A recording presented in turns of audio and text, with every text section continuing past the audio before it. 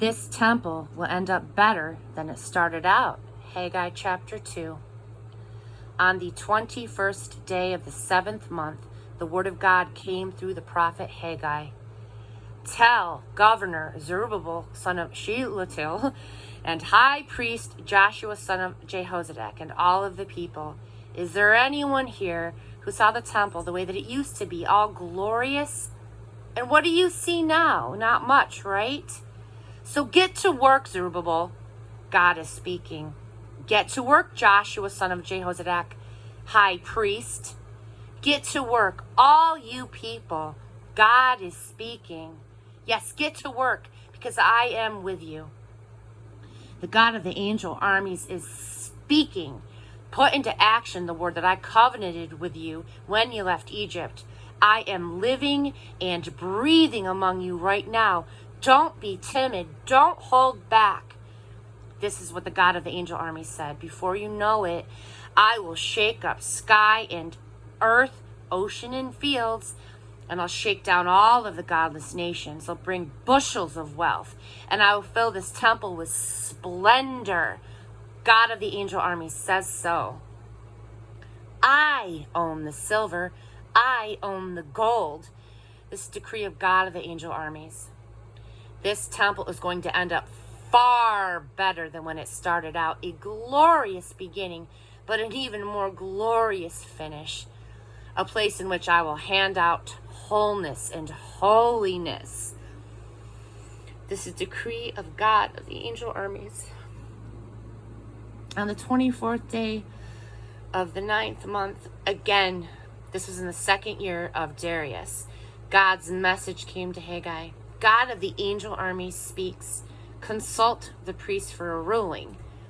If someone carries a piece of sacred meat in his pocket, meat that is set apart for sacrifice on the altar, and the pocket touches a loaf of bread, a dish of stew, a bottle of wine or oil, or any other food, will these foods be made holy by such contact?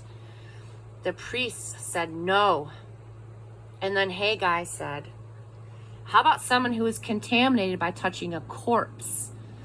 If that person touches one of these foods, will it be contaminated? The priest said, yes, it will be contaminated. And then Haggai said, so this people is contaminated. Their nation is contaminated. Everything that they do is contaminated. Whatever they do for me is contaminated. God says so. Think back. Before you set out to lay the first foundation stones for the rebuilding of my temple, how did it go with you?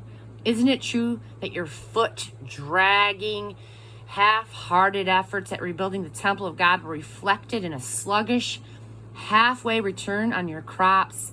Half the grain you were used to getting, half the wine. I hit you with both drought and blight and hail. Everything you were doing got hit, but it didn't seem to faze you. You continued to ignore me. This is God's decree. Now think ahead from the same date, this 24th day of the 9th month. Think ahead from when the temple rebuilding was launched. Has anything in your fields, vine, fig tree, pomegranate, olive oil, failed to flourish? From now on, you can count on a blessing. God's message came a second time to Haggai on that most memorable day, the 24th day of the 9th month. Speak to Zerubbabel, the governor of Judah. I'm about to shake up everything, to turn everything upside down and start over from top to bottom.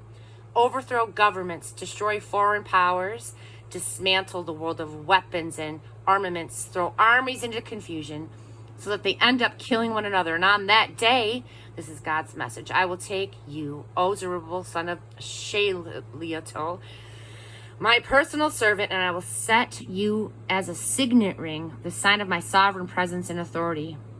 I've looked over the field and chosen you for this work.